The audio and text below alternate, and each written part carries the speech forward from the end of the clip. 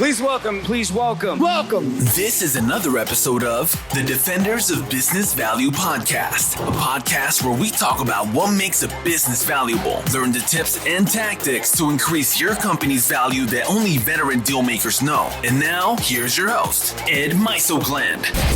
Welcome to another episode of the Defenders of Business Value podcast. I'm your host, Ed Meisogland. Today's topic is really, I don't want to say interesting. I mean, it is certainly interesting. I mean, the biggest thing and what's prompting this podcast is that I'm getting more and more business valuations. And the good news is that a lot of business owners are beginning to talk to professional advisors about their about their business value.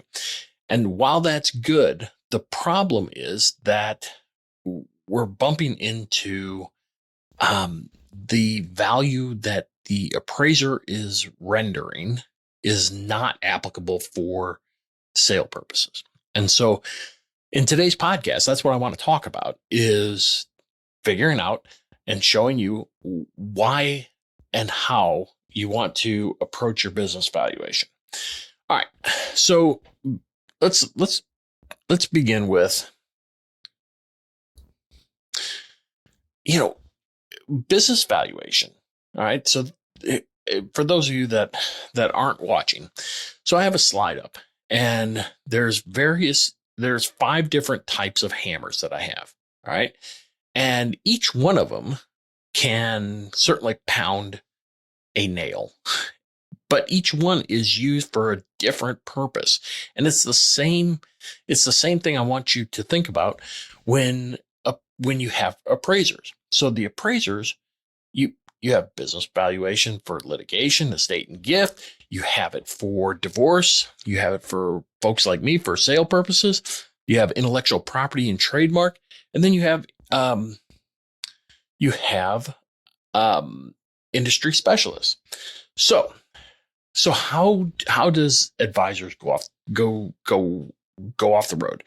So the slide that I'm showing now it has to do with the standard of value. And we're going to talk about the different standards.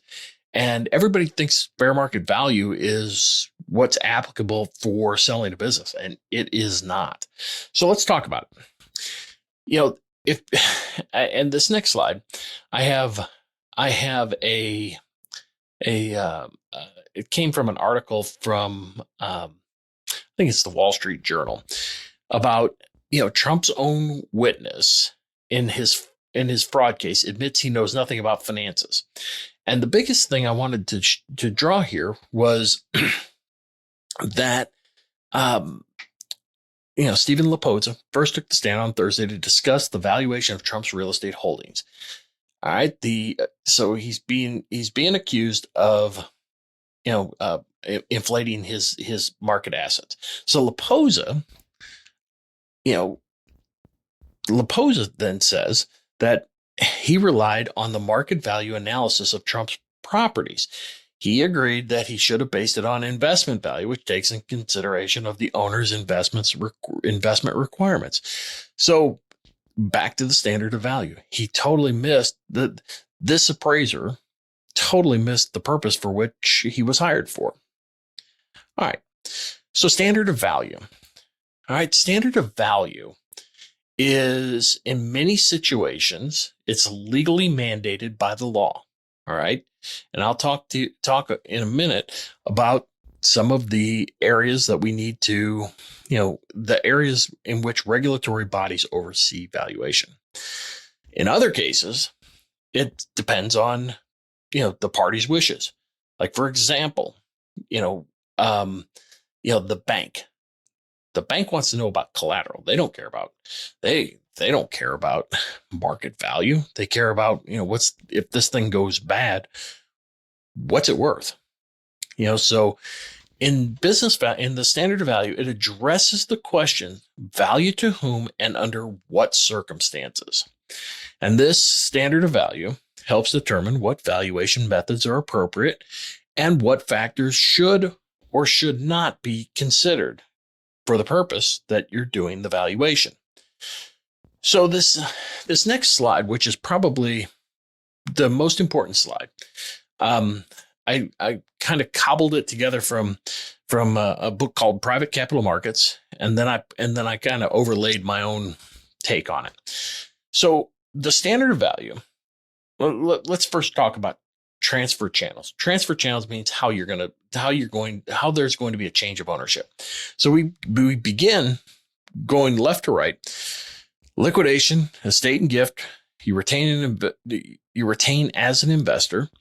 You sell to your employees. You got a family sale. You got partners and partner buy sell. You got ESOPs. You got outside sales, which can be a third party exit or a recapitalization. And then lastly, you got a public offering, so an IPO. So those first 6 are internal transfers, and the last 3 are external transfers. And what you see across the very bottom, from going from left to right, so liquidation is orderly liquidation value. Estate and gift is fair market value. Retain an investor, chances are it's fair market value. Sale to an employees, fair market value. Family sale, probably fair market value. Partner buy sell, fair market value or something negotiated. ESOP, certainly fair market value.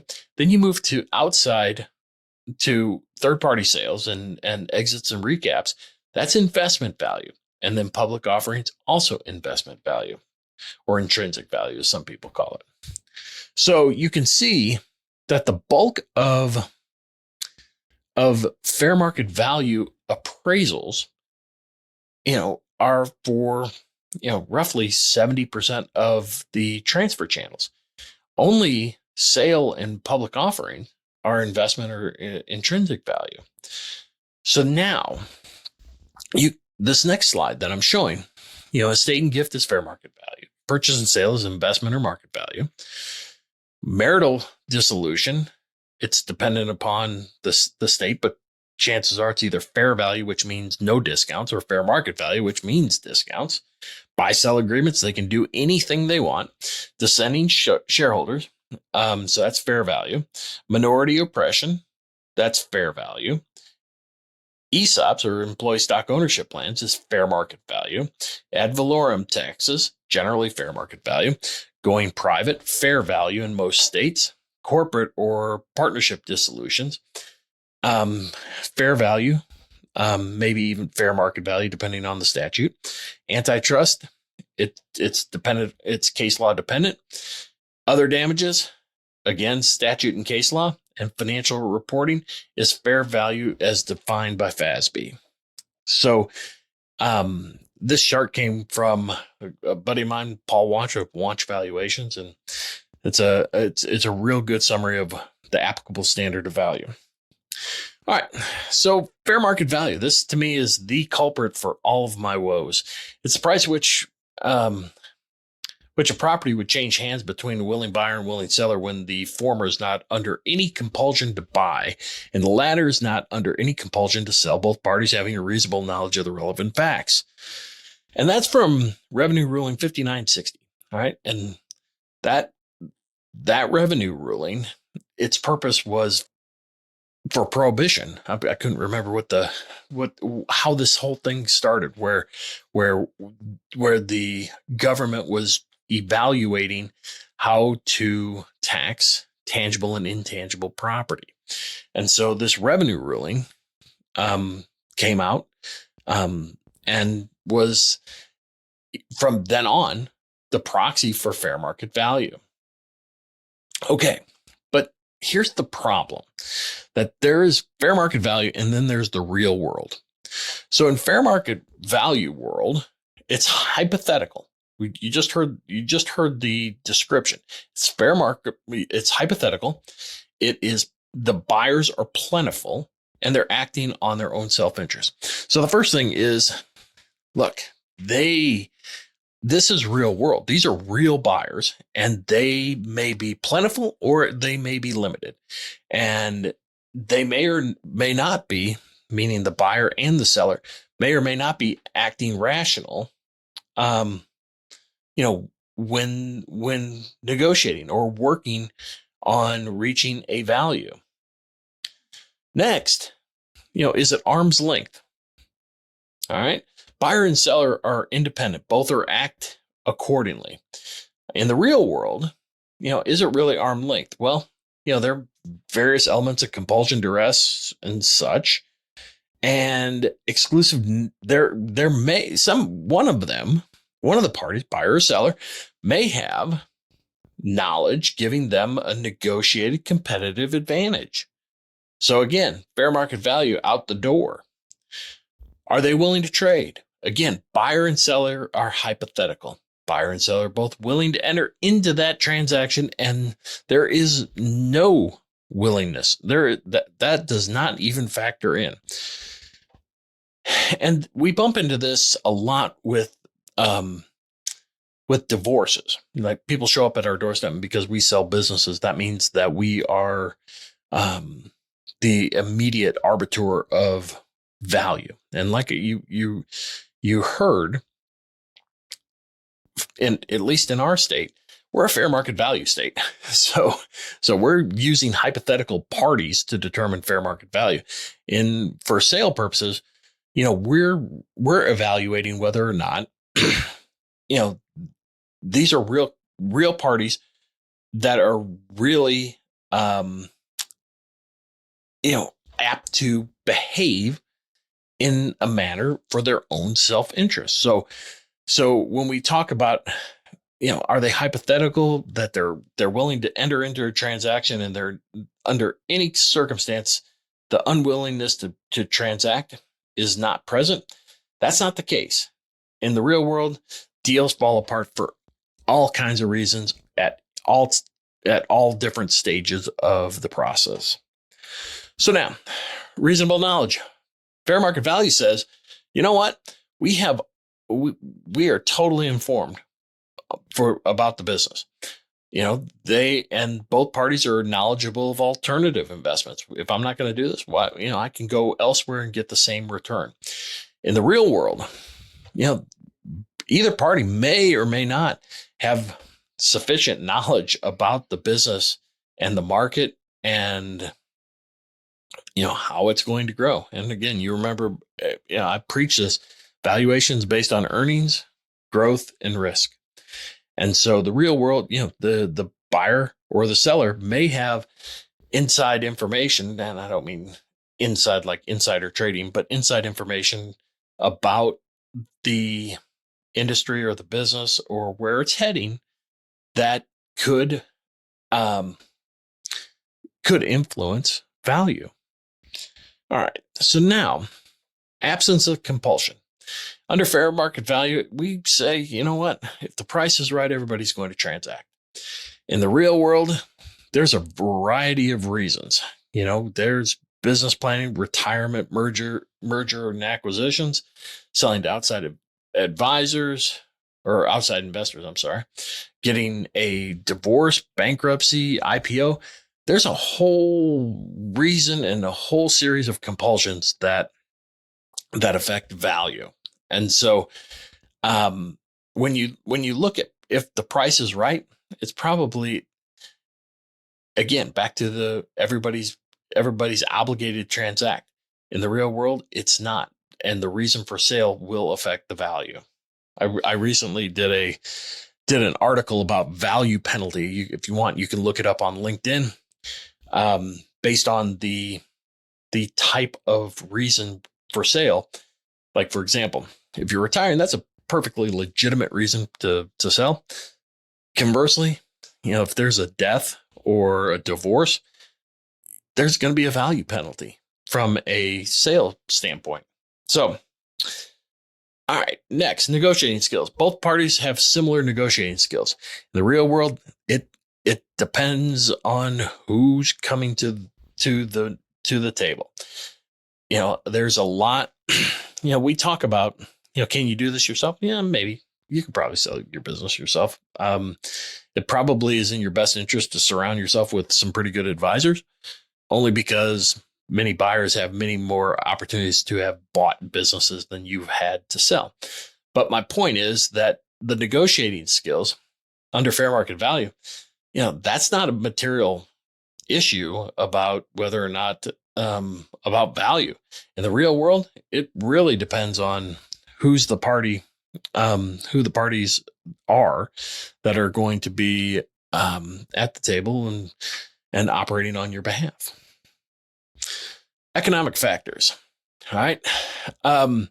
So this is based on the merits of the investment, comparing it to alternative investments, and it's known as the principle of substitution. But the real world, the economic factors may be strategic, may be synergistic, emotional, or financial, or a combination of all of them. And that influences value. And so for example, there's a business that prints money, but he's the practitioner. He knows everything about that business. He's a one-man band, but prints money. And, what is the economic factors are who's going to buy it. So from a strategic standpoint, somebody can just grab a hold of him, assuming that he's willing to stay, or train somebody to transfer that knowledge. So that's a strategic or a synergistic motivation. The emotional one is, we've had buyers that don't want, that have fallen in love with businesses that they've patronized over time. For example, we have in one of my podcasts, a number of people say, when you're selling your business, look to your evangelists that you serve. Those might be your buyers. And then lastly, the financial motivations. And that's pretty self-evident. So and this is probably the big killer, is fair market value. They assume cash or cash equivalents. And in the real world, that could be all kinds of different tools, cash, notes, earnouts, sub debt, non-competes, consulting agreements, employment agreements, all of that and a combination thereof makes up the deal in the real world. But in fair market value world, it's all cash. And then lastly, rational markets, it assumes that everybody's rational in fair market value land. In the real world, I can tell you after we're north of 2,200 deals. And I can tell you that there is all kinds of emotion and all kinds of irrational behavior toward investments on both sides. Whether it's the buyer that thinks that they're buying, IBM. Conversely, the seller that thinks that they have something far superior to anything else on the market. And they behave as such. So again, rational markets, fair market value assumes that it's present. Real world says it's not. Okay. So the marketplace follows, the owner's goals chooses the type of buyer. And remember when I talk about the types of buyers, we had that list of, 9 different transfer channels. But focusing on the sales side, the 3 different types of buyers are as follows. You've got your individuals or financial buyers, you got strategic buyers, and you have private equity groups. Those are the 3 types of buyers that will facilitate a sale. All right. And those different buyers have different value drivers. And then the business value is relative to each of those different buyers. So meaning a private equity group is looking at the operation and can I layer my processes and my efficiencies and my scaling ability over the top of this business to make it a 1 + 1 = 3 deal. All right. Versus a financial buyer who's interested in 3 things. 1, can I pay myself? 2, can I service the debt? And 3, can I get a reasonable return of and on my investment? All right. So there's different motivations of each of those types of buyers. And you need to keep that in mind. And the takeaway is for every private company, there are a dozen And in fact, there's dozens of correct values at any given point in time, just depending on who's the one looking. All right. So that is what I'd like to share today. So when you are working with a professional advisor that's doing any kind of value work, you just need to make sure that the person that's doing the work understands the reason for it. And anyone that shows up and says, fair market value is proxy for business value is probably wrong. Or they're just combining nomenclature. And it just doesn't, I don't want to say it doesn't make sense, but it's not a useful tool to the seller. So the seller wants a number that makes sense to the marketplace. And a lot of times you don't know until you take it to the market. But generally speaking, your business is going to, remember we talked about the buyer at the bottom, the financial buyer. That's the person that is an entrepreneur that's looking at replacing you. Okay. Can I get paid a reasonable wage? I'm not going to leave my $200,000 job to take a $30,000 pay so I can buy your business and pay you whatever it is you want. It's not going to happen. If market in that industry is $200,000, then that's $200,000 that comes right off your cash flow. And then the balance becomes how much debt can I service? Okay. So those are the two primary questions, with the third being return on the investment. How am I going to pay for this deal? All right. After I pay myself, can I service the debt and can I get a reasonable return on my investment? That's what drives the value. That is at minimum the sanity check on your business valuation. So if you can't answer those, and that's what I would encourage you to talk to your appraiser about, because they can do that analysis on that sanity check. And so as we're looking, that's where I would start. And if for whatever reason you need any kind of help, you want me to review somebody else's work, happy to do it all day. So I appreciate you taking the time. I hope this episode helped you understand a little bit more about business value and the standard of value. We'll see you next week. Thanks.